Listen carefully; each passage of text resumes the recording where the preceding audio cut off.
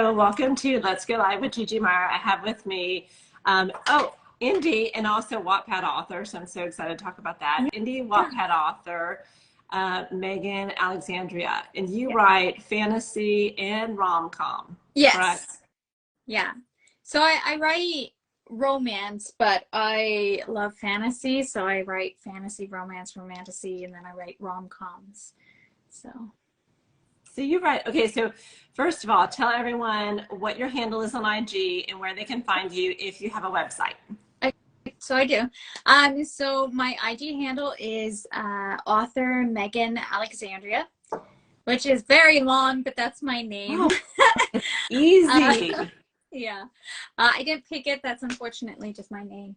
And then you can find my website at www.authormeganalexandria.com. So at least it's consistent, right? Yeah. Elle Meredith, she writes amazing books. Oh, thanks, Elle. Yeah. She's contractually obligated to say that. That is my my business partner there. So do y'all co-write?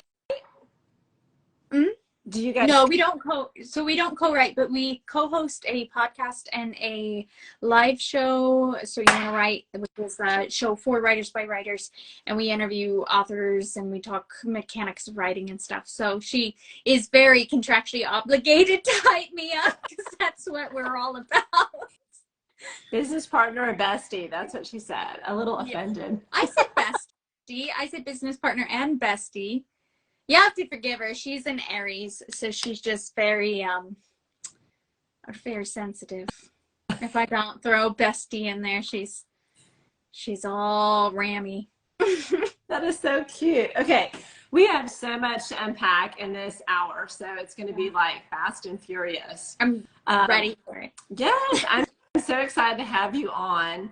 And so just to start at the very top, you are both an indie author and a Wattpad author. Yes. So I started years ago on like an interactive app called Episode, and then from there a writer that I liked on that app moved to Wattpad, so I followed them, and while I was there I met friends and I realized, like, hey, I come from like a screenplay writing background. That's what I studied. That's what I originally wanted to be, was like an actor screenwriter type. But I thought I could try my hand at narrative writing, you know, and it was very different than the interactive app because it's not all coding. You have to actually think about setting the scene and describing things. Whereas like with the script, you can rely on your actors and the director and everything. So, you know, it's not as intensive. So I am a glutton for punishment, and I thought I'll try my hand at narrative writing. And I jumped onto Wattpad back in, I want to say 2018. Okay. And I started... Before COVID? Yes. And I started writing there. I was on the late shift, so I wrote like overnight all the time, and it was just like uninterrupted writing time, you know. And then from there, I don't know, I started with the Miranda Rights, which is a published book now. And then like it became like this community, like that's very much what Wattpad is. There's like, it's basically a bunch of free beta readers that are like very interested in your work, but they have the opportunity to comment line for line, and you know, you can enter contests both through Wattpad the entity and through the community itself. And you know, I just did that for a long time, and the more I did it, like, writing is a skill, so like the more you do it, the better you get at it, you know. So I just kind of picked up traction, and then I was blessed enough to be shortlisted on the Watties, which is like the largest international writing contest thing online. That they do. Okay, but isn't it readers that nominate you for the Watties? So you enter for the Watties, but it comes down to a lot of readership and like quality of work and everything like that. Congratulations. Thank you. And so that was a very like humbling experience, and I was like, oh, again, glutton for punishment. I was like, I'm gonna do this again. And so I enter every year, and it's just been kind of like the thing that I do. So I'm still very much active on Wattpad. However, I've moved a couple of my more finished work off of there into the indie realm because, I mean, how cool is it to just have like your own book, right? You know? Oh, heck yeah. So I am fascinated because do you always write and put it out on Wattpad and kind of get reader comments, feedback? It's almost like you said, pre-beta readers. Yeah. Alphas. So in the past, yeah, that's exactly what I've done. I've written it, I've put it onto Wattpad, I've edited it through like their eyes and like responses and whatever, and it's really, really great because like, especially me, the Miranda Rights and also the Ostler's Boy series are almost like mysteries. Like there's this underlying secret that's happening. I like to write those.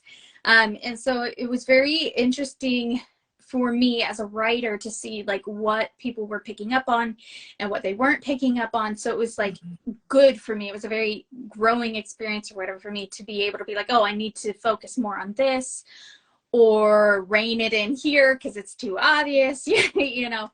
So in the past, yeah, I have written for Wattpad and then moved it to indie, but there are a few projects that are not going to hit Wattpad that will go strictly to Amazon. Now that I've kind of gotten my footing in the indie realm, you know. So well, and I've been on Wattpad as a reader for years. And I mean, there are some very talented writers, and some will flip over and publish their works and others just remain there. And I find that fascinating. Yeah. Well, I have a few authors. I don't want to tilt my camera because like I'm reorganizing my bookshelves. It's a shame. You can just tell us the titles. Yeah, I have a few authors on here. Emma Mallory. She has The Pleasure List. That was really big on Wattpad. She's there. There's also, Wattpad has its own publishing house now, and you can buy them at Barnes and Nobles and whatever. I have several books that every time I see that W at the bookstore, I pick up because I'm just obsessed. Like Perfect Addiction and The Hoodie Girl, and there's one called Crash that's coming out. You know, so it's just such a great thing. And like you, I've been on the website for years and years as a reader. So well, they have their own table at Barnes and Noble. Yeah. Oh, did it? Yours? Yeah, they do. Oh, they're just how they have like hot on TikTok. They do have like Wattpad reads, and I'm like, oh my gosh, Wattpad has come so far. Well, yeah, and they're doing things with Hulu. They're doing things with Netflix. I mean, they're a powerhouse, you know. Like, so it's definitely nerve-wracking. It's definitely exciting, but you know, it's this massive app, and it's just such a great resource, especially when you are maybe a new writer or a writer who hasn't sent their work out into the world, you know. Like you make friends. Like Elle, my bestie, and I, we met through Wattpad, you know, through Instagram and the author community through Wattpad. You know, and it every year we do like Camp Nano and Nano events to like encourage people to either post on Wattpad or get ready for the Watties and stuff like that. So it's just like, yeah, it's so great to see it come from where it was years and years ago to where it is now. Well, okay, that's what I was going to ask you, because when you first posted, you were a brand new author, and it takes a little bit of traction, right, on Wattpad. I mean, it's pretty competitive. There's, I think at one point I read there's over 1 million stories posted throughout like the calendar year. You know, of course that rolls over, people delete, they add on, that kind of stuff. So over 1 million stories in all the different categories. And, you know, keywords are important too. But how did you build your following on Wattpad? Because I can't imagine it being too different as an indie author, having to build it on Instagram or any of the socials. So it's a lot of hustling. It is, though. You have to know how to market yourself. You have to know how to interact with people. And most of all, the biggest part of this is you have to be actively engaged in the community in a genuine way. Because, you know, readers will sense the fakeness from a mile away. And there's nothing more cringe than somebody who, like, comes to your profile and, like, drops their link and like nothing else, you know, like, and it's kind of like, yeah, and that happens, you know, but in order to grow on a site like Wattpad that is community based, you have to want to grow the community. So you read other books, which is great because I'm addicted to reading, so you know, that works for me. And you have to be just engaged and open to other writers. So you can't be closed off. If somebody messages you, you should message them back, you know, and then entering the contests, like especially community contests. A lot of when I say devoted readers that have read, like anytime I publish something, they show up and I see their usernames. Like they found me through a contest that they were either a judge of or had a friend a judge of or appeared on somebody else's wall, you know, and it's just very much this, you know, 6 degrees to Kevin Bacon thing happening. So. Okay, so I know how the awards work, but for those that are listening that don't, can you explain them since you're our resident expert? Yeah, I don't, okay, I'll explain them, but I don't know if I'm an expert. So, that title. Yeah. Community awards are awards that somebody hosts. So either a profile that's devoted as like almost like a small business, though they'll be like the Raven Awards or whatever, or an individual that says, I'm hosting this award during this month and this is what I need. And they usually accept categories, like all the categories, but you enter in a category. So I always enter in romance. And then sometimes they will have additional romance things. So I enter in werewolf romance, subcategories, romance, paranormal, contemporaries on there, yeah. So romance is very big on Wattpad, but and then they have like a score setting, like a scoreboard thing where they'll look at tone and grammar and theme and, you know, just reception of the story and like innovation of like ideas, and then you get, usually it's 1 out of 10, you know, like a scoring sort of thing there, and at the end they add up your points and then you place within your respective genres there. These are readers that score. These are readers that do that. And it's open to anyone, correct? Yeah. Anyone. Yeah. Anyone can enter.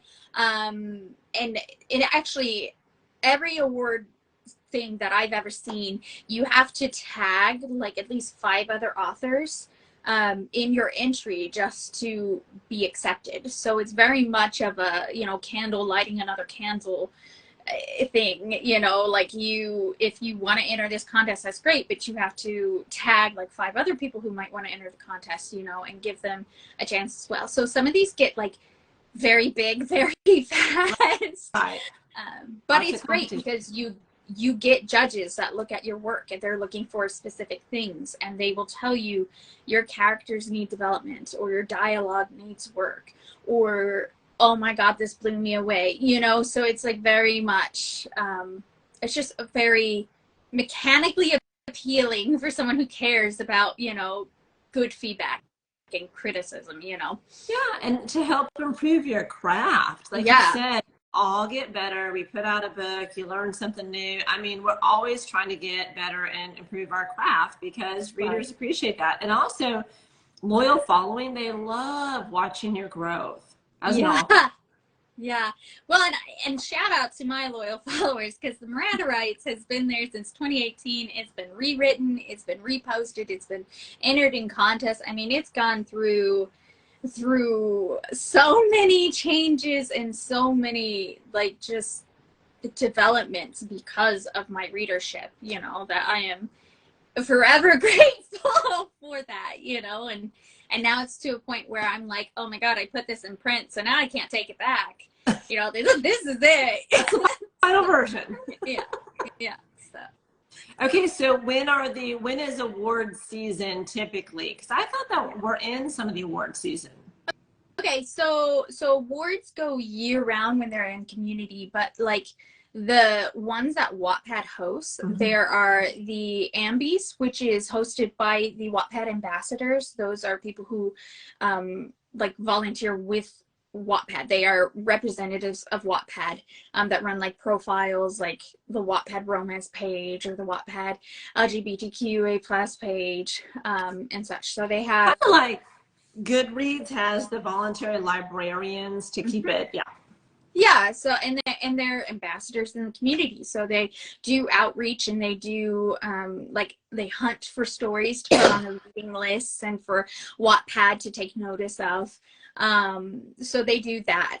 And I believe that happens, don't quote me, I believe that happens in the early spring, but I am always like I come up with NaNoWriMo and then I just kind of like I vibe with the inspiration of whatever it is I'm writing until about this time every year, and then I lock it in, you know, and I get ready for, you know, the Watties, which happens every July, August time, and then NaNoWriMo, which happens every November, and I just keep coming back for more. Okay, so I have a question. Yeah. You vibe off Nano in November or Camp Nano in April? Okay, so fun fact, I did not even know that there was a Camp Nano. Like I know, April and July. Right? Mm-hmm. Yeah, I know. Well, I know that now, and I knew that like tonight. So like last year, Elle was like, we should do an event on our server for Camp Nano, and I was like, cool. When's that? And I knew about the July version of it, I think. And I was like, she was like, oh, it's in April on here. And I was like, there's two? What? You're stressing me out, Elle. So I work almost like exclusively. I don't have it here, strangely enough. I have like agendas, like planners. And I say that with an S on it because I have one for writing and I have one for social media. But I was like, okay, well, let's throw in the event here. So now, unfortunately, I do participate in both April and July, and then again in November. But November is where like if I don't do April or July, I can live with myself. Yeah. But if I miss November, I feel like a critical failure. So I'm always like, yeah, no pressure. Yeah, that's the one that I will just ride into the sunset, you know. Okay, so to go through your schedule just briefly. You have the Abbeys in the spring. You're going to do Camp Nano in April. Mm-hmm. You're gearing up for the Watties, well, in July and August, but also there's Camp Nano in July. Yes. And then what is there in between before Nano in November? Any other Wattpad events? Yeah, so the Watties is in that time. That's the biggest one. And then they also have like these smaller contests that are just going all the time. There's the open novella contest, which, oh my gosh, I read so many entries of that every year because they're so good. Yeah, and these people are writing it on the fly and they're so perfectly constructed. And I just like, I actually I read what was it? Oh, I'm losing it. It was it won the Watties like last year. Oh my god, I can't believe I've like forgotten it. Tell me you're nervous. It's gonna come to you tonight when you're laying in bed. I know. And I'm like, oh my gosh. I can tell you what it was about. It was set in the 90s, and the narrator is like discovering that she's asexual and what that means, and then she goes on this like self-discovery and she meets somebody who is like her and everything. So it's so good, and it was such a thought-provoking novel. But the author wrote that in real time. I watched as those chapters appeared, like 12,000 words a day, and I'm just like, wow, okay. Was like, but this was a novella or a novel? Yeah. Well, it started out as a novella, which like there's a cap in the open novella contest. You can only have so many words. It has to be under 50,000. Yeah. But then it came back around for the Watties, and in order to enter the Watties, you have to be a full-length novel, so it was over 50,000, and they did a complete rewrite of it, and now it's been published as a book. Because they won the Watties, you know, and I was just like such a talent well, I don't want to say talent because it takes away from like people's skills, but such an amazing mind there, you know. And I'm very like, if I turn this way, you would see my bulletin board, and it's like, I don't have the yarn up, but I'm very like methodical in like how I write, what I write, the themes that I lay down, you know. And so I just could not write something by the seat of my pants like that, you know, like. Okay, so you know Anna Todd, who wrote the After series, which has now been made into like, you know, three movies on Netflix. Yeah. I was reading hers while she was putting it up. You know, we don't know who's going to make it and who's not. Right, yeah. And she's literally in line at the grocery store checkout writing it. I'm like, holy crap, there's no way. There's no way. I'm like you know, like I have to sit and contemplate and marinate. You know, like, did she walk? Did she amble? Did she saunter? Did she? And she's over there in the grocery store. What's another word for it? Yeah. Like waiting for the checkout, waiting for her turn, writing on Wattpad. Well, and like, it's great because the app is there and it's easy and you can just do it. But like, I just posted a reel about this today, like the 3 things I need to write. And it's, you know, my iced chai, inspiration, and complete silence. There is no way that I can write. Grocery store checkout line, isn't it? It's not inspirational. No. I know. So what you're saying is some of these people just have brilliant minds and where they come up with it and how they can have clarity in their thought and creativity. I was blown away. So of course, when she gets to deal with Netflix, you're like, well, duh. Yeah. Like no one's surprised. Yeah. You know? And it's such a good series. It's sad.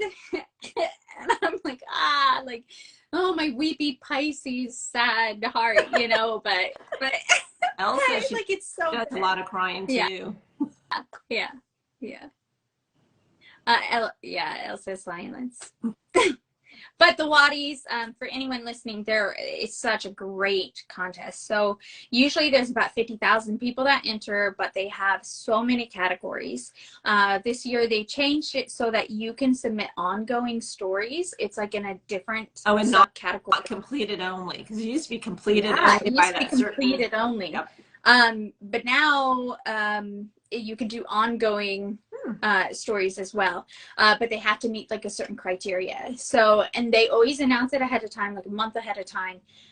Right now we're in the lull of it. They don't open until July 17th. They close August 8th at 11:59 Eastern. But like, you know, it's coming, you know, the standards, you know what to expect. And then they announce like the prizes and everything and how things will be judged accordingly. So it's definitely something that if you are a Wattpad writer and maybe you've been intimidated by it before, like, just do it. And, you know, there's just so many people that will like read your book because of it. And if you want to grow as an author and get that feedback, you know, that's definitely something there.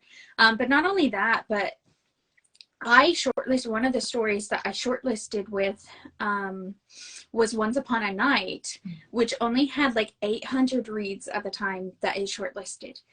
And then it's like since has like grown since then, and I'm at like 8,000 now, you know.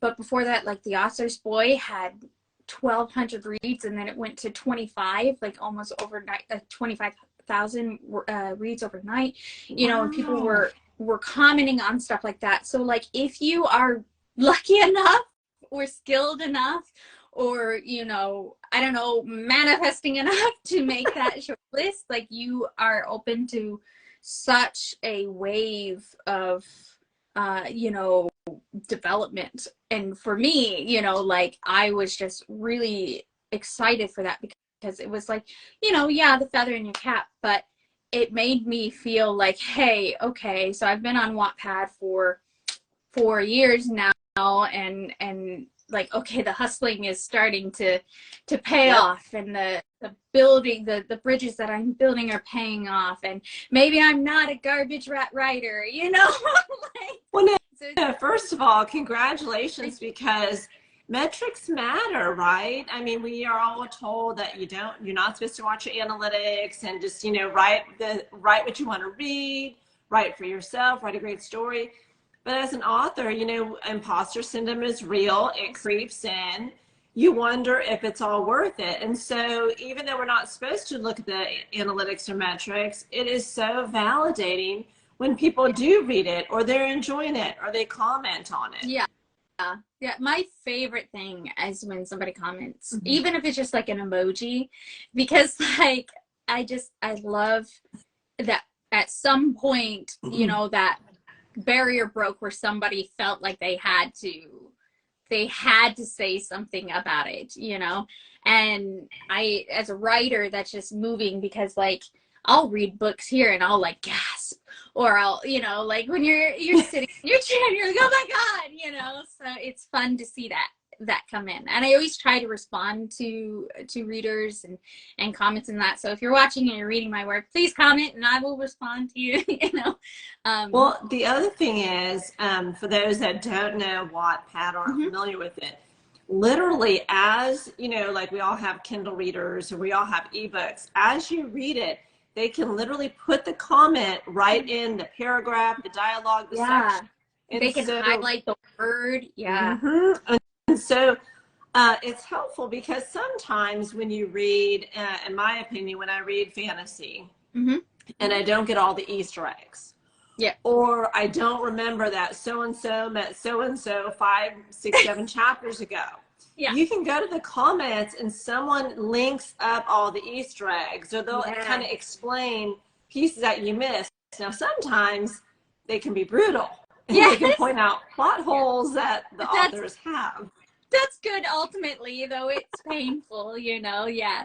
But that, that's what I was saying. Like, you get to see, like, hey, I need to work more in this section, like nobody figured out X, Y, and Z, so maybe I need to be a little less subtle. It's just throw a brick right there.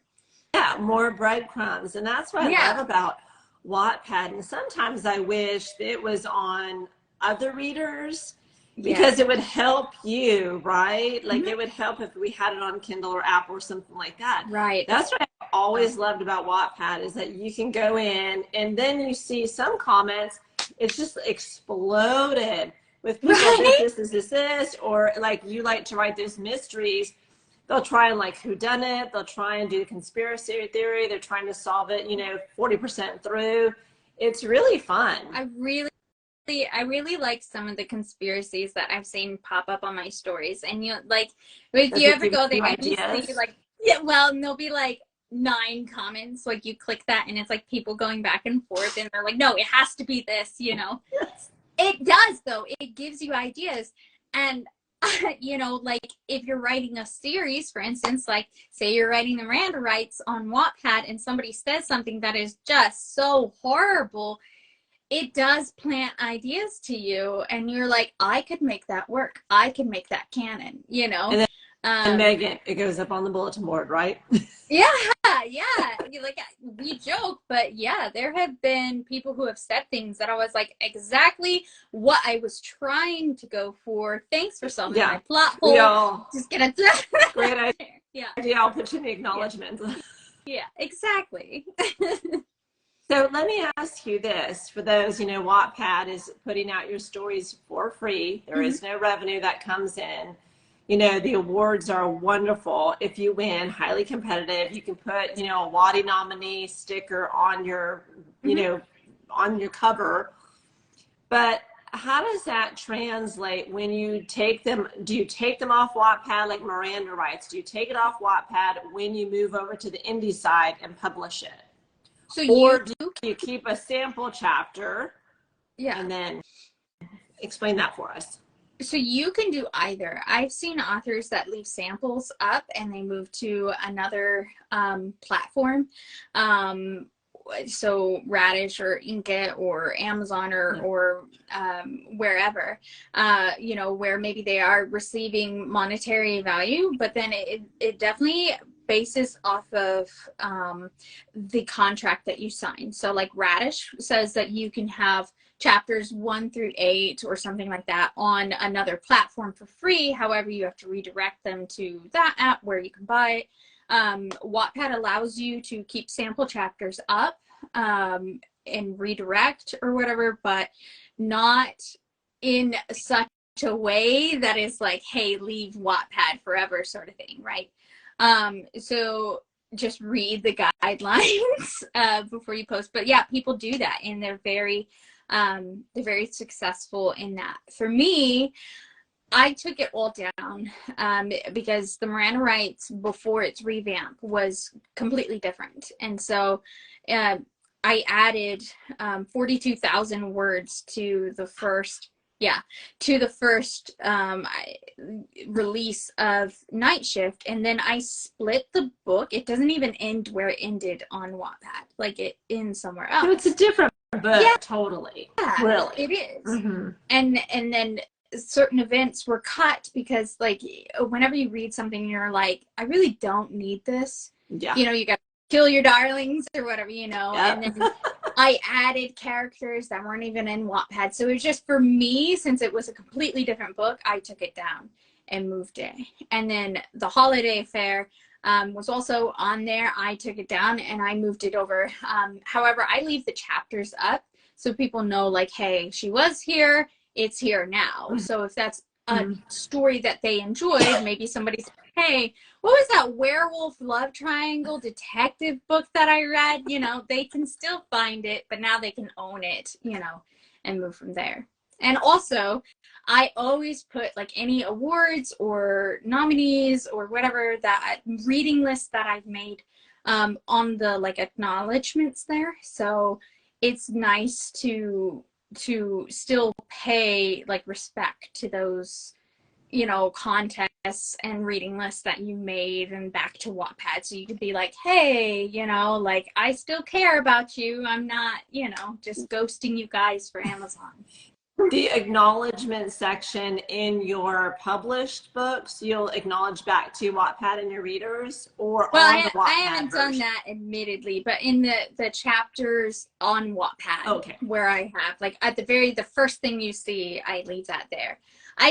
I'm very I don't want to say OCD. You know how Wattpad, you can put it at the bottom, you know, you can have like this, that chapter, and then usually the bottom is like the authors or the writers, you know, notes and comments. And so I like to keep my books like very clean on the inside. I don't know if you guys can see this, but I have the like the title and the copyright on one side, and then I have resources here. This book is the love interest is a recovering alcoholic, so I have, you know, substance abuse resources on the side, hotlines and whatever. So I didn't add any of my Wattpad, you know, fodder into this because I don't need to, you know, nobody knows, you know, but I did leave it on Wattpad because, you know, I do care about that site. We'll see if that falls. It might fall. Don't jinx it. Yeah. So how many published works do you have on Wattpad? And then how many do you have on your indie website? Okay, so I have to use my hands to count. So on my had 7. Yes. So it's probably right. So I have the Miranda Rights Night Shift on Amazon. I told you it would fall. And I have the Holiday Affair on Amazon. And those are my only currently published works. I did have a poetry book that I pulled because I'm revamping that, but that's just sad romantic poetry. But as far as novels go, it's just those 2 for now. However, those are both series. The Holiday Affair is the first book in the High Seas novels. So there'll be 3 of those. There were 3 boys in the boy band that this guy was in. So yeah, each book will revolve around the guys there, and they're named the High Seas because it was a 90s boy band, and they all have names that start with C. So Cam, Connor, and Cal are all Jonas Brothers. Exactly, yeah, you know, so but that will be direct to your indie publishing. Yes. That will never hit Wattpad. No, the Holiday Affair has left Wattpad, and now it's indie. So because this book is on there, I'm just going to publish straight there with Cam and Connor when they come. Total sense. And the same with the Miranda Writes Night Shift is on Amazon. So when book 2 comes out, that will go straight to Amazon, and then book 3 will go straight to Amazon. Okay, so getting into that and switching out of Wattpad, and thank you, because you know, you're my first Wattpad author. There's kind of this, I don't know, it's a stigma or like a mystique. Either some people never want to mention their Wattpad experience for whatever reason, and I have some like you that are, you know, very open and love it. And so I always like to delve into it because I find it fascinating, and that's where so many readers are. You know, they say Goodreads is for the readers and not the authors. Same with Wattpad. Right. I think so too. And I think if it's a part of your writing journey, you should be very like proud of where you've come from, you know. And I'm still there, so it's not like I'm left, you know, never coming back. And I've actually, right before this, I was working on my Watty's entry for this year. So I'll have a new book published here in oh my God, less than a month. You know, congratulations. Thanks. So yeah, it's definitely something I'm proud of and something I'm open about, and I think other people should be as well. So if you're a Wattpad author, like slide into my DMs and let me know so I can follow you. Okay, so that book that's coming out in a month, what series and when is it releasing? So that is actually the 3rd book in the Ostler's Boy series. There's the Ostler's Boy, and I'll just pull this off the wall here. I have those Velcro things. So if you, my green lights kind of get this. But this is the Ostler's Boy, the first of the series. And I say series because I don't know how many books there will be. This has become a monster. So the Ostler's Boy is the very first of it. And then the 2nd book is Of Swords and Horses. The Ostler's Boy follows a princess. It's a female point of view. And then the 2nd book changes gears. It's from the point of view of a knight. And it's almost told in the way that like The Princess Bride is told, where it's like a secondary hand story. And then this 3rd book goes back to the royal family and picks up from actually this character's line. It's her daughter. And then we see her story unfold, and that's called A Crown in Ash. So it's a little more adventurous than the Ostler's Boy was. The Ostler's Boy was going to be this adventure, but it turned into this very dark but sweet romance about forbidden love. And then Of Swords and Horses was that's the theme of the series, is this forbidden love and the confines of, you know, royalty. And it's my own fantasy world, but it's very much based in like medieval sort of times, right? So there's similarities there, but I created the culture because I was worried I would like butcher history, right? And I was like, I'm really great at like world building, so I'll just do that because I love Lord of the Rings, and I think it's so much work. So much easier to build your own world with high fantasy, you know, and your own maps and kingdoms and, you know, and lands, I should say, than to go back to the darker medieval ages and try and, you know, assimilate into that. Ooh. Well, it was also fun, and I actually have a map. I haven't released it, but I have a map of the world I created. That I used to write these books. I'll release it eventually. But I use it to write the books so that when I say, oh, we went to Varda, like I know where Varda is. And you remember where it's at. Yeah, because like you write so much, you know. And it's very much, I actually just made the Rise of Civilization list through Wattpad Historical Romance, which is a reading list that they put together. It has like 8 other authors on it. But like that was very much to me, like, I guess, you know, like validation that like these worlds I'm building, you know, make sense. But culture, it changes in the series, and the whole series, the Ostler series, is about a changing world and the people within it and the differences of cultures, especially in A Crown and Ash, which is about to come out. The two characters, the main character is from Aurea, which is where we've seen the whole series mostly to this point, and we visit Chalk in the first book because that's where her betrothed you know, is, but the culture is very Aurean.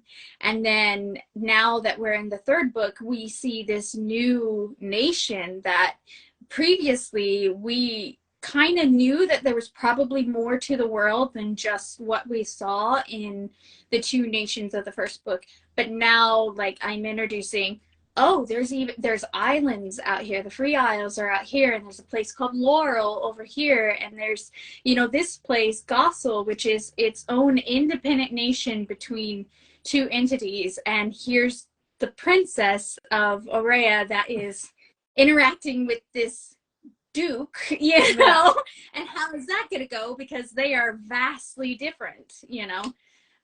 So it's been a great, fun sort of challenge. And of course there'll be a fourth book, I know for sure, but that is just a growing weed of a story, and that is on Wattpad. That's my Wattpad exclusive one. There it does very well with like the Watties, but especially with my readers. Like, they love it so much that I don't want to take it down because they're having a great time, you know. So that's so sweet. Yeah. But what inspires you? Because that sounds very, very creative. Do you read a lot of high fantasy, or where does your inspiration come from? So, I'm definitely a nerd. Okay, so like, I grew up playing like Dungeons and Dragons. And I love it. And you know, on Lord of the Rings with the books and the animated series and then the films, you know. So I just really enjoy that, and I enjoy reading books that have that high fantasy element to it, and that just like invent worlds, you know. Like, I've just always been very passionate about it.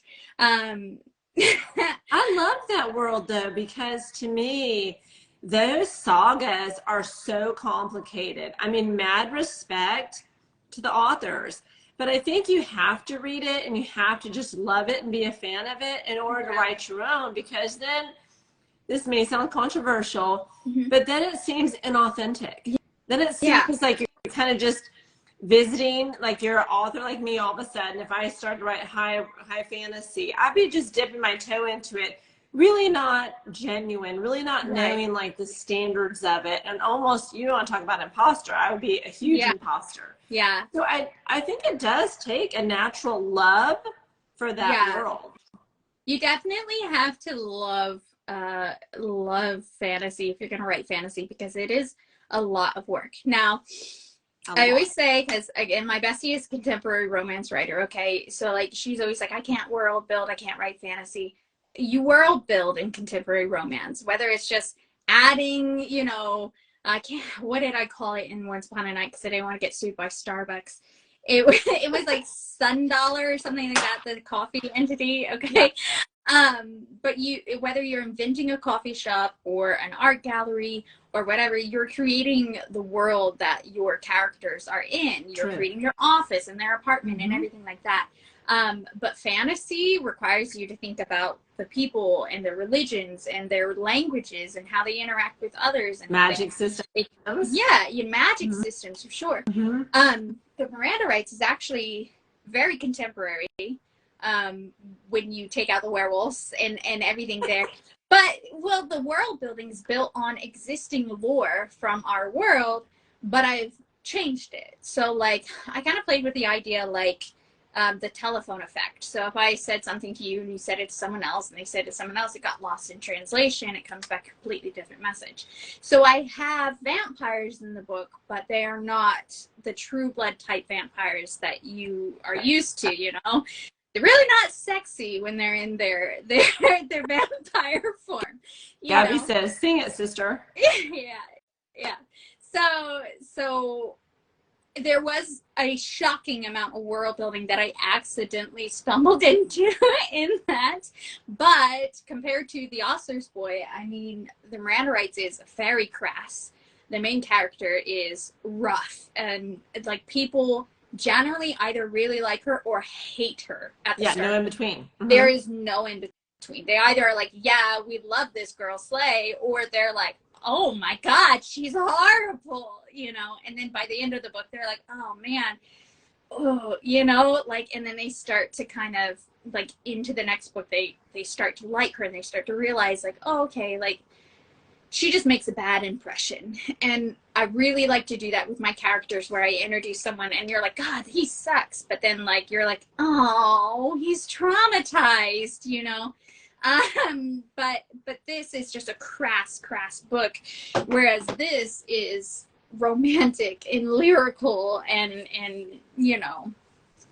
I understand. I have 2 books with one. It's 2 books, 1 story, and her name is Danny. And people hate her. They either love her and they're like, oh my gosh, she says all the things I've always wanted to say. Yeah. Or I am her. Me and her are like kindred spirits. Or I have people that are like, I cannot even finish this book because this character is so I hate the annoying. NPC so much. Yeah, I've heard that. And so to me, I think that's a compliment either way. Yeah. Because when they make your character so real that they don't like them and they won't finish a book, you've evoked something from someone, you know? You've upset a person out there because it's triggering. It's triggering something in them, you know? And so I think like, okay, obviously kind of, I didn't mean to shine a light on anybody. I never would do that.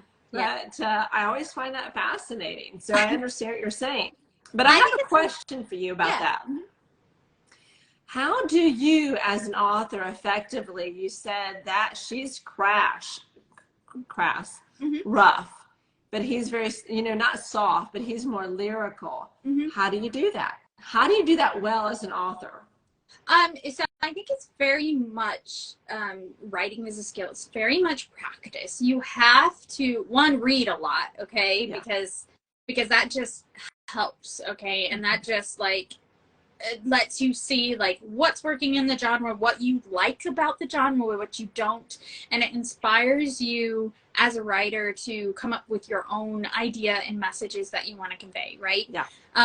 But 2, you have to do the work. You have to do writing sprints. You have to train yourself to show up. You have to ignore imposter syndrome when you're saying this is complete absolute garbage, no one will ever read it, you know, and just keep Who wrote going. this crap? Oh yeah, I've been there. I've actually just come from a major bout of writer's block, creative burnout, and imposter syndrome all at once. It was such a depressive time. Sisters coming to visit all at once. You know, and I was exhausted and I was tired and I didn't write for months, but like I'm finally back into it where I'm writing and I feel so much better. But at first it was very shaky and I was like, God, this is just garbage. I will never ever produce, you know, the Ostler's Boy again. And you know, will never see the light of day. You know. But it's definitely pushing yourself to be there. You know, I always say one day or day one, you decide, you know, so you just have to buckle down, buckle up and get going, you know. But Megan, you've mentioned the 3 different series. Are you writing them all at the same time? Listen, usually I'm very monogamous in my worlds, okay? So I will sit down and I'll write the Miranda Rights, okay? And I'm touching nothing but Miranda Rights for months at a time, okay? Or I'll sit down and I'll write the Ostler's Boy and I'll touch nothing but the Ostler's Boy, you know? The Holiday Affair was a nano project. So that was just one November that I just puked that out. 2,000 words, here we come. You know, but lately I have bounced between a couple of books. Really? And, you know, knock on wood, I don't know if it's because I came out of that funk, you know, and I just had this like remnant of energy that I had to run off or whatever. But this week I've switched from my super secret project that I'm working on to, you know, the Ostler's Boy series, you know, to get it ready for Watty's. I'm trying so hard to stay focused on A Crown and Ash right now because I'm like 79.9% done with it, you know, and the edits and ready to launch it on there. But my brain also says, like, you do Nano every year, you can finish that in the time we have. Yeah. Go ahead and dabble over here. And I'm like, no, kill that noise. We can't do that. Like, you know, but again, I'm very inspiration driven. So I'm like, okay, well, I'll just type this out real fast and then, you know, jump right back. So it's been kind of like a weird sort of like fish out of water season for me. Well, mad respect, because sometimes it's hard, you know, to keep your storyline straight, the tone, the pacing. You know, you'll write something, you're like, wait, that doesn't sound like them, that's my other person. Yes. So what I do to compete with that is, if something doesn't fit in a book, I've learned to just copy and paste it into another document and forget about it. Okay. Because then I can use it for another work. It's my works. You know, I wrote them. I can change them, whatever, change the names. Nobody will ever know, you know, but I don't delete it. I don't lose the work. I just revisit and edit it later if it fits in anything. Right. So smart. So smart. Thanks. My mom told me to do that. She's a writer too. And then good job, Mom. What? Good job, Mom. Yeah. She's very smart. She's a lot smarter than I am. So she has a lot of. Hey, we will take writer tips from everybody. Yeah, for sure. So I do that, and then I try to get back to it. But usually I have to like read a chapter before I start writing for the day to really like get back into the flow. I'm finding like in this one that I'm editing now that I have like, I've changed the mood entirely, because I'm like, okay, I wrote this, I spit out the draft, and now I'm coming back to edit. I put things in timeout for a while, and then I come back with fresh eyes. And I'm looking at it, and I'm like, you know, this character would not be laughing at this. She's very dramatic, so I feel like she would be reacting this way, and then I change it, and it helps with the flow of the scene, and it just helps the editing process. So, you know, my advice is don't delete anything, move it, and then don't be afraid to step away, you know, and then come back. But definitely read out loud, because that helps. And yes, you sound like a crazy person, but you know, if you can like emote the things that you're trying to say, I think it like helps a lot with that. It totally does. I take my deleted scenes, and if there's enough of a scene, I stick them on my website as freebies. Yeah. And I'll just put on there like deleted scene, because people want more of your characters, and you're like, there is no more.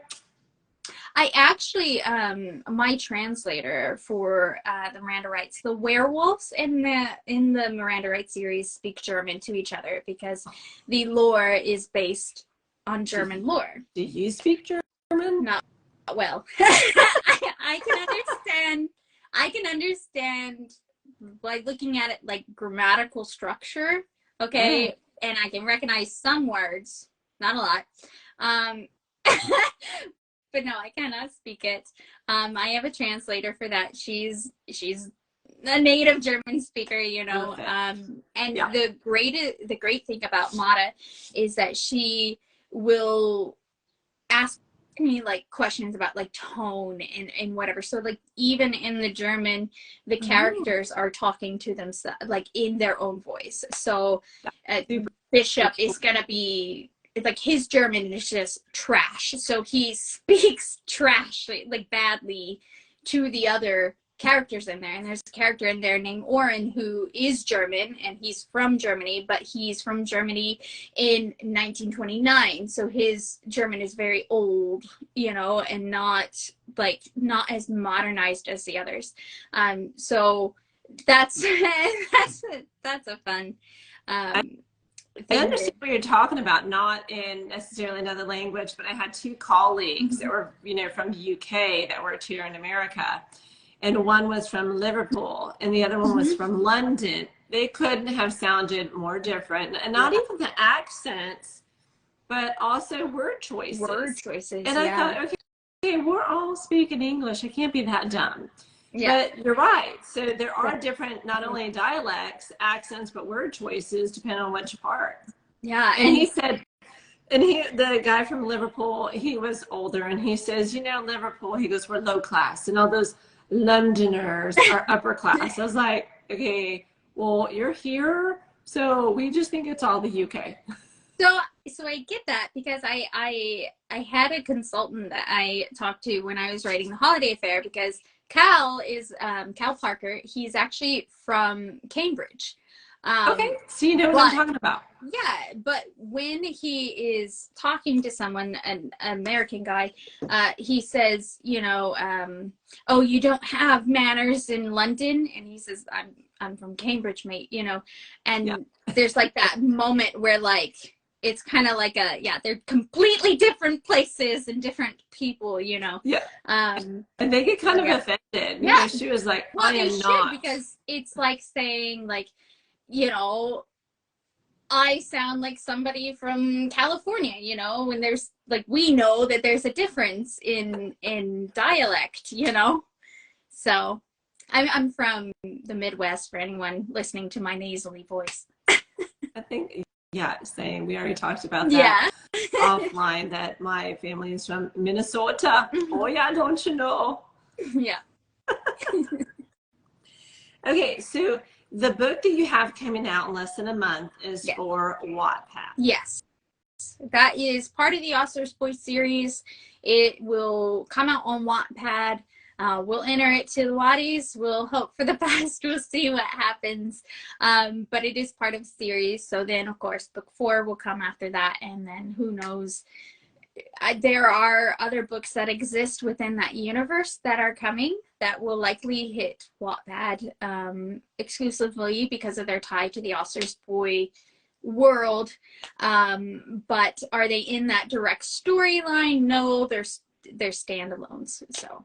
Okay, so do you have the same handle so we can go on Wattpad to support you? So on Wattpad, I am Megan Alexandria. That was available, and I've been it for so long. Okay, so congratulations on that, and we should all head there after this, of course. But what is next then for your 2 indie series? So next, book 2 of the Miranda Rights will come out. The first one is called Night Shift. The second one, I can actually announce because it's on Wattpad still, the little chapter, is called Protect and Serve. And that will come out next in the book. What tropes are those? So the whole series, so the main character's name is Miranda Walker. She is the daughter of a fallen homicide detective. So he named her after the Miranda Rights because he loves his job. Okay. Why not? Yeah. So the tropes in that book that you're going to see, one, it's a love triangle. So there are 2 heavy-hitting love interests that occur over the trilogy. That is Miranda's story. It's werewolves.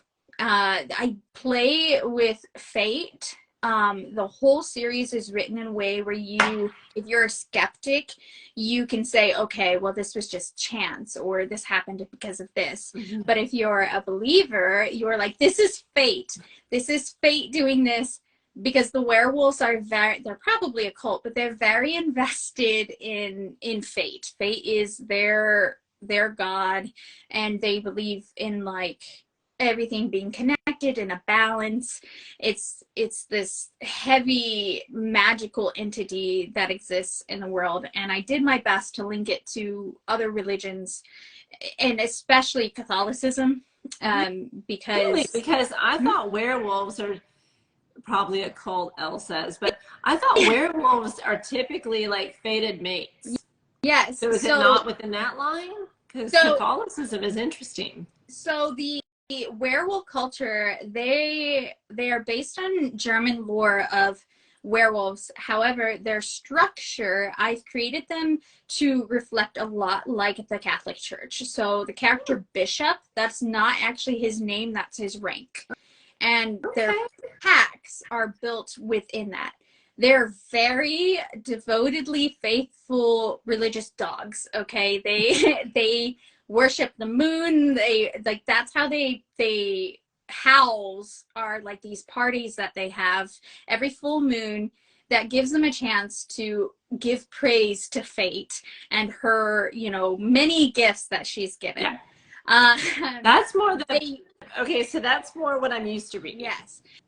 They believe beyond reasonable doubt that fate puts them where they are. They belong where they are, and there's no excuse about it. So fated mates to a werewolf is a very real thing, but there's also like a consent to it. So a werewolf can find somebody who he believes is his soulmate, his mate, but she has to agree to it, or he has to agree to it. You know, there's this whole right that occurs where, you know, she or he or whoever says, you know, be mine, and then they say it back. There's a ritual that occurs between them that bonds them in this like magical thing.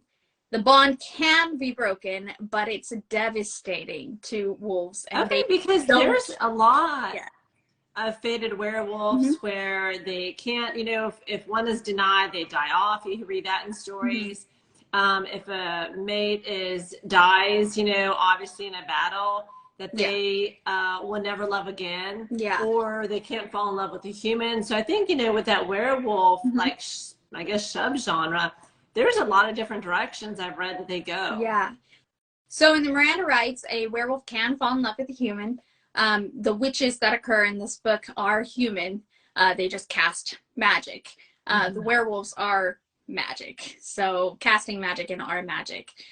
There's definitely no binding rules there that says that you can't be in love with this person or whatever. But for a werewolf, their culture is very, very faithful, very devoted. So if they were to find somebody who they mated with, they would be madly, irrevocably in love with them. The magical bond occurs between them. They can almost feel each other's thoughts. Like, they can't read each other's minds, but they can feel like just what the other is feeling. So if one were to get hurt, it works a lot like the sired in the sire's relationship. They know that they're hurt, and they comes to the bond. If one of them dies, well, they have that bond. Yes, they can move on, but it's like a devastating blow that it is incredibly unlikely that any of them ever would. In fact, there are wolves that are bonded in the series that one of them, it ceases to exist, and so does the other one, you know. So it's a very much a romantic sort of thing. They say in the book that it's marriage to them, but it's more. So when does that book come out, the second book? That's a great question. No, it'll be out this year. I haven't announced the date yet, but it's a project that I am actively finishing up. So, well, how many words are those usually? So it's fantasy. So it's a lot. This book, Night Shift, was about I want to say 124,000 words. At the end of it. Now, when I wrote it, I wrote well into what is now the second book, where like I've pushed like the story or whatever. That's nice. So it's definitely wordy, but there's a lot of like information that comes to it. There's a lot of world building that goes to it, a lot of magic. So yeah, and there's a big cast. I usually don't like to write such a large cast, but like you kind of have to with this. There are bishops, there are, you know, wolves, there are witches, there's a secret society that's in there. There's a lot of moving parts. How many books will end up being in that series then? So in the Miranda Rights trilogy, there will be 3. In the Miranda Rights universe, there's a few. So how long does it take you then? I mean, if that, because Elle said it's about 123,000 when she beta read it. How long does that take you to write? Like, what's your process? You write it, and then what happens? So the Miranda Rights is a very a dark storyline, and the main character is I tell you this for a reason. The main character is somebody who lost her father very suddenly. She's still coping with that. So for me, even though it was written before my dad passed, since I've rewritten it, I've been able to like tap into that character in a new way, which sounds very sad. No, but I think, you know, when we do, and I'm sorry for the loss of your father, but I do believe that grief, you know, we carry it with us. And so you can tap into that because you know exactly how it feels. Right. One second. I'm going to turn this light on. It's gotten dark in my domain here. I keep my office very broody. There's like a whole vibe here. It looks cozy though with the velvet chair. Thank you. I actually bought this off Facebook Market and I thought I was going to die when I collected it from the woods. What? But I didn't. Yeah. The person lived in the middle of the woods, but I met them at the end of this long drive and they were like, it's just this way. And I was like, this doesn't feel good, but a lot of people know where I am, so... Turn back. And I really want the chair because orange is my favorite, but, you know, it worked out well. Thank goodness. But to answer your question, the Miranda Rights takes me a long time to write because of, like, that part of it.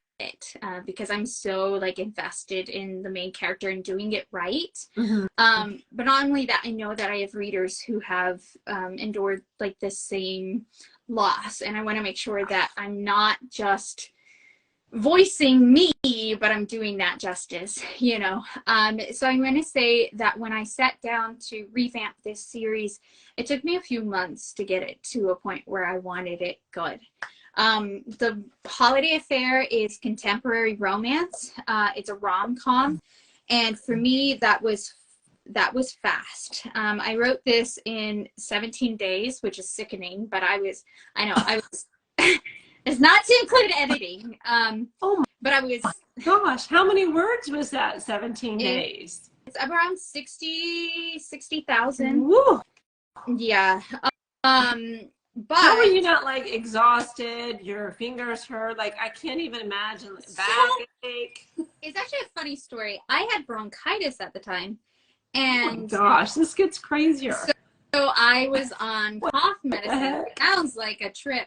I was on cough medicine, and a fun fact: people can have like weird reactions. I'm a it acts as an upper.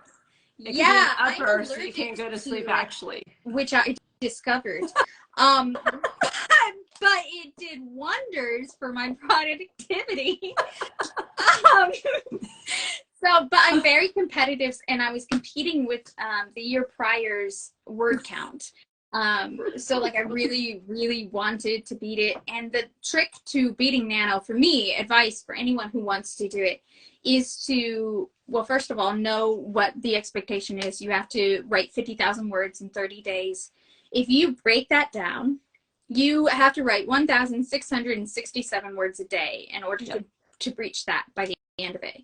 So if you set your goal for the day for 2,000, you start building a surplus. And on a couple days that you feel hyper inspired, you write 3,000, 4,000, whatever you can. You quickly build up this reserve so that on days when you don't feel great, you feel burnout and you feel tired, you can take a break. Or you can finish your book in 17 days and coast for the rest of the month. Or you can get bronchitis, get high on coffee. Listen, it was an accident. I did not do it on purpose. Megan, I'm kidding. That is the best story ever, though. Yeah. It was kind of ironic when you consider the content of the book, but yeah. Now editing, that took me, I slowed down for that. That took me another month to really edit it, but I put it in timeout for a little bit, and I came back to it with fresh eyes, because then I was like, you know, when you write, sometimes you're just like, wow, this is the greatest thing ever. And then you come back and you're like, how did we get here? I don't even know who this guy is. Who's Carol? There's no Carol, you know? Yeah. So. I know, I understand that, because my editor had caught something, and she's like, "Can you stop naming everybody the same name?" I think I had like Casey, like 3 different characters named Casey, and I was like, "I don't think I did that." And she's like, yeah, I went ahead and highlighted it for you because you got 3 cases." Right. Yeah. That's funny. Here's my cat, by the way. That's Remington. He lives in my office with me. He's definitely a lab cat. So I like certain names for some reason. In every book on purpose, there's a Greg, and that's because my mentor and one of my best friends is named Greg, and he's this very stoic sort of personality. When you joke with him, like the one thing he hates is when you're on an elevator with him and other people and you talk to the other people. And I'm an extrovert. He's not. I talk to everybody. So I engage with other people, and he hates it. So out of love, I have created a character for him in every single one of my novels, you know, so that he just has something to be like, "Oh God, I'm the guy on the plane," you know. And I try to like change it up of where he appears. So there's always a Greg. Then I tend to like the name Daniel a lot, and I think it's because my brother had a friend named Dan growing up, and I just was like bewildered by him. I just thought he was like the cutest. Hello, Daniel. Yeah. But I love that. I love that name. So it often appears, and somebody pointed out to me last year, and I was like, oh my gosh, that's right, I do. But yeah, so I get that. I really do. Just gonna search for Greg now. Do it. And there, he's in every book. I could tell you who they are, but it's fun to go on this like scavenger hunt. And when I sit down to plot my novels, that's one of the first things I do is how would I traumatize Greg, you know? And then I'm like, this guy here. So yeah, I'm in an elevator. So let's talk about your writing process. Yeah. You know, for those that I find the writing tips and tricks and craft really fascinating. So what is your process from getting the idea, or how do you even get the idea? How does it start? So I am very much driven by like music. That sounds so cliche, but like I'll hear a song and it will just like make me feel things. So I will I'll think of like a line of dialogue when I'm listening to music, and that's usually how it starts is some dialogue, and I'm like, oh, I should use that, and then I shape the character around it, like who would say this and why would they say this and who are they saying it to. But the Rand Writes actually started as it's so vastly different now, but I told you I played tabletop RPGs, right? I had a character named Miranda who was a homicide detective in a Buffy the Vampire Slayer role-playing game. Okay, yeah. I love that show. She was a slayer, and she didn't know it. She had just lucked into her career as a police officer, and she thought she was just hella strong because she trained all the time, right? And then like her watcher never showed up, you know, so she just didn't know. And then like in the campaign again, like all these things happen. But the only thing that's the same is that she had a partner named Peter who appears in this book, right? And so one day when I was sitting down, I really loved that character, and I'd spent so much time creating her that I was like, what if I put this in its own world, you know, like what does that look like? And obviously I didn't want to copy Buffy, but I loved the idea of paranormal and paranormal romance, so I started just building things. So there's no slayers in my books, but you know, she's a magic catcher, she's a witch, you know, and it's something she doesn't know. You figure that out pretty quickly, so it's not a spoiler. So so you get the idea really from any kind of inspiration, and then so I write romance. I follow a formula for romance, which I was looking for. I actually have a little notebook that's like that I created off of the standard formula process, like the industry standard of whatever. But I have a little notebook that I use when I write down ideas because it helps to follow that. I've just reworded it in my own like thought process, so it's like easier. but it's Yeah, the because there's same. like How to Save the Cat. I was trying to think of that other one that I read about romance writers where Yeah. it's always the examples of the 80s. You know how it's set to 80s Yeah. songs? I Yeah. can't think of the name of that though. Okay, that book. So I follow the 11-step structure. So you have the meet cute, the rejection of the relationship, the what's next? Giving the relationship a chance, and then so on and so forth to get to like Yeah. the crisis, and then eventually you get to the happily ever after. But I have 11 steps that I break down, and I plot the concept of my book. And I hope every time I sit down, I hope it's going to be like a 4,000 word document at max, and I'm gonna, you know, really just spit these words out and start writing.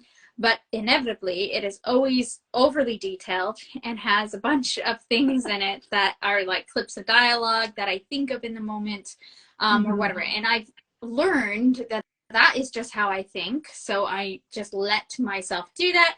I just contain it into the little places that it's supposed to be. So then when I go to write it, I can look back and be like, oh, this is what I was feeling at the time, but it would be better to work here. So it just helps me really like gather my thoughts. But I plot as out a guideline. But you don't stick, do you stick to it 100% or can you give yourself leeway? Okay, to I veer give off. myself a lot of leeway, especially because what I write, sometimes things just hit differently when you like, if you have another idea and it works, go with it, you know, like the Yeah, works outline better. means nothing, you know.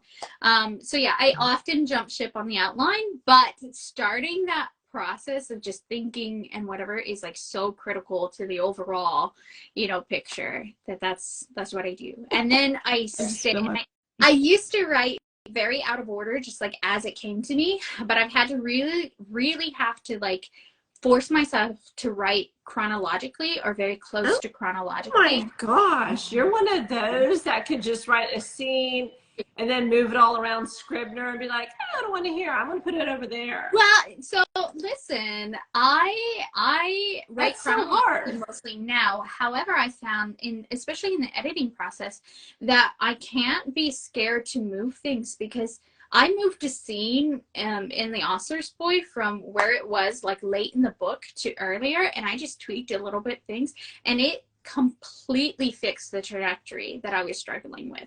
Like I knew I wanted it there, but the matter of where it was like critical.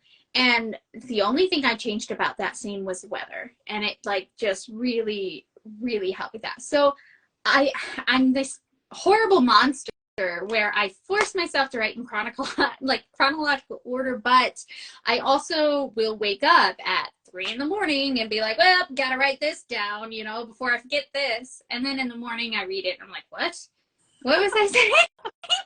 But I glimmer enough to be like, okay. But that's amazing. Mad respect, because I have to write in chronological order. My brain cannot do, I think it's called like a starburst method, you know, where you have like core and then you write off different things. Right. And I know like Scribner does have, I don't use Scribner, but I know they can like have it where you put the scene in and you can move it all around and then read how your book reads. And I'm just fascinated by people that can do that. I am too. My one of them. With my earlier writings were not as productive as they are now when I made the switch, you know. So like I think that there's a benefit to figuring out who you are as a writer and how you function, because like Mare, who's in the chat right now, she is a writer, but she's very much like a pantser. Like she doesn't have to see the end game in order to get there, and she still creates these phenomenal stories. You know, I have to know the end game, because I will see, you know, I'll see a character and I'll be like, okay, Miranda, okay, and here are her love interests. I know who she ends up with, you know, like, and there's a happily ever after because I write romance, so it has to be there, and I know what that is. But everything that happens between it, we'll see, you know. All over the air. 11 steps. Because there's another author on here, Channing. She's like, I just feel my brains. So she must be a pantser too. Yeah, which is great and wonderful. I made a post about that, like the 3 types of writers. There's pansters, plotters, and plansters. I shared it. Yeah, I loved it. yeah, I saw it. Yeah, so I'm a planster. I plan with good intentions, but I will jump ship the moment someone yells fire. I'm like, let's go, let's do it up, you know? So, Well, sometimes your characters do stuff and you're like, that's not what we talked about. but yeah, but it's very much learning a new person. Whenever you have a new main character, you're introducing yourself to them and they're introducing them to you. And over the course of your relationship, you start discovering things about them and you're like, wow, you are a crazy person, aren't you? Okay, well, let's just do it. That's so true. So what do you use? Do you use Word? Do you use Scrivener? Do you use Google Docs? So I used it. This is so cringe. I used to use the Notes app on my phone. Like, isn't that terrible? No. Oh, that's awesome because it's on the go with you. I just feel like, okay, technically, I have a whole book. I actually have a whole trilogy sitting on my Notes app from years ago. So nowadays, I use the Notes app for notes, you know, like thoughts when I can't get somewhere. But I use Google Docs because you can use it across platforms. Yeah. You can use it offline. It has a really great like built-in grammar detector thing, you know, and you save it there.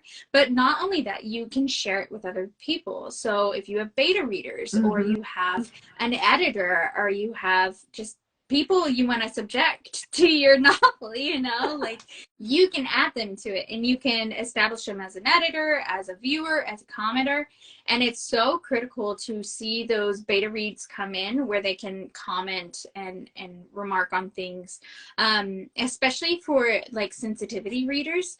If you want to highlight something, you can tag them in it and assign them a task. Or like I did with my translator, I would write the book in English and then I would make a note and tag her and I'd be like, hey, you know, fix this. So that works so good. Yeah. I love that we can, you know, technology like that brings us all together. Makes it so easy. Yeah. So do you have a team of people or do you do most of this all on your own? So I feel like when you're an indie author, you do a lot of it on your own. So I don't want to discredit like other indie authors and say like, no, but I am very grateful to have beta readers and ARC readers and friends that just want to support me. And my mom, who's also a writer, so I can always ask her.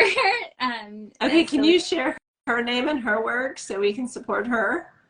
Yeah, so actually her name is Pat Ewick, E-W-I-C-K. So, but her handle is E-W-I-C-K? Mm-hmm.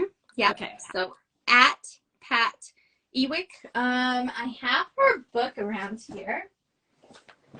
It's buried under other books, but she wrote a sci-fi thriller called Step 5, which is about a woman who's kind of exiled herself to a new, like almost like an outer rim planet, the way that like Firefly works, okay? But she's exiled herself to this work planet where she's, you know, on this basically factory-driven continent existing. It's in the future. And she's like in this self-exile because she has guilt over losing her wife. So that's just her journey there. And it's got almost zombie vibes to it, but in space. Very brutal. That's cool. And so she's on Instagram also? Yes, she's on Instagram. Yeah, and her name is Pat Ewick. Okay, good. We will go out there and support her too. Yeah, for sure. Okay, so you were saying your team of people. And so do you, you are an author. You're on 2 different platforms as an author. Yes. And then you also run a podcast. Yes. I think I have the pillow behind me. Ta-da! That is so cute. Okay, so you... Yeah, so it's called So You Wanna Write. It's a show for writers by writers. I feel like my office is getting darker as we go. It's getting broody, like you said. At the heart of it, I'm just a broody You're inviting poet here. us into the brood. exactly. We're just here for mood. I did turn on another light, but that's just my home, guys. But I'm sorry. What was I answering? Oh, what all you do on the author platform. Okay. So. Sorry. The lights really got me. So You Want to Write is a show for writers by writers. We break down genre mechanics. That's how we started, where it started with how to write a romance. So we were like, hey, if you want to follow a formulaic romance for whatever, this is how you do it. And then from there, we went to fantasy and we did mystery.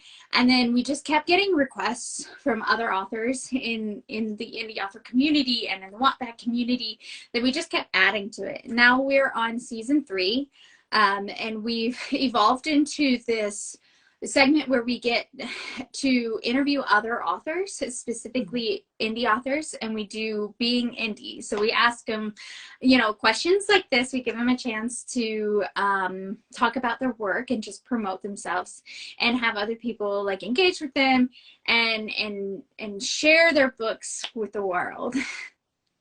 And what platform are you on? Is it YouTube? Is it Spotify? So we have some of our earlier seasons on YouTube, but our current season, everything is available on Spotify, on Apple, and on Google. And then we go through Anchor, which broadcasts them out. So anywhere that you can find podcasts, we're there. Yeah, Anchor's good. They just got purchased, I think, by Spotify, didn't they? Mm-hmm. They sure did. Yeah. Yep. So I think that will help to make it for, not authors aren't always techie people. Yeah, it's a phenomenal platform to use because they make everything so easy. I find it very, very, very easy to use, especially the editing. You can do everything on there. Look at this. I have another light. Just realized my lamp was not plugged in. Well, I know that, we've gone past the time, but you're so fun to talk to. You're so incredibly knowledgeable. I feel like we can continue talking for another hour and a half. Yeah. And this hour and a half. I love talking to you too. Do you have time for a quick rapid fire? Yes, I will do my best. Oh, you're like, let me get settled in. I'll try. Okay. So paperback or e-reader? Paperback. Plotting or pantsing? Ooh, that's hard. Plotting. What'd you call it? Plantsing? Plantsing, yeah. Plantsing. But I didn't want to pants it because I can't do that. I need to add that to my choices. Yeah. First person or third person? What are you writing? Ooh, I used to write in third person, but I love first person now. That's what all my work is in. First person. Present or past tense? Past tense. Plot driven or character driven? Character driven. I like that. Writing alone or writing with a partner? Oh God. Or writing friends? Alone. Like, shh, everybody. Yeah. Outline or discovery writing? You said both. Both, yeah. I like a good outline, but some of my works have changed from them, so discovery. Yeah. Write in silence or with music? Silence. Complete silence. Although you did say you do take inspiration from music. I do. So but here's you don't leave that, like if you're writing a dark, broody scene, I know you said your dark, broody room. Yeah, well, so here's the thing. If I'm listening to music, I'm like, oh yeah, this is Miranda Writes vibes. I love it, And I think of all these ideas and I take notes and when I can, usually it's when I'm driving or in the shower and you can't do either of those things, Yeah. But I think of these ideas and it's great. But then when I sit down to write, if I'm listening to that music, I will just continue to like think of things and I won't focus. And not work. Yeah. Okay. Writing with a deadline or at your own pace? Deadline. Series or standalones? Apparently series. I can't stop. I know, but that's so nice because once you build the world, it's so easy to stay in it, and your readers love what you build. Yeah, yeah. Especially if you do series that are standalones, like, but you get Easter eggs from other ones. Yeah. Like that's kind of what the High Seas is becoming. And that's what it is. You can read them individually, but like, as a reader, I love seeing works like that. That's like my favorite, especially when you have something like Five Brothers or, you know, like Exactly. I know. I feel like every mafia book has like 5 boys. right. Well, you have to secure the line. I know. Because there's always like mafia is always going to be all these series, and they're always, I feel like there's like 3 boys, and they start with like Dominic. Yeah, yeah. Dominic, and then Damien, and then yeah.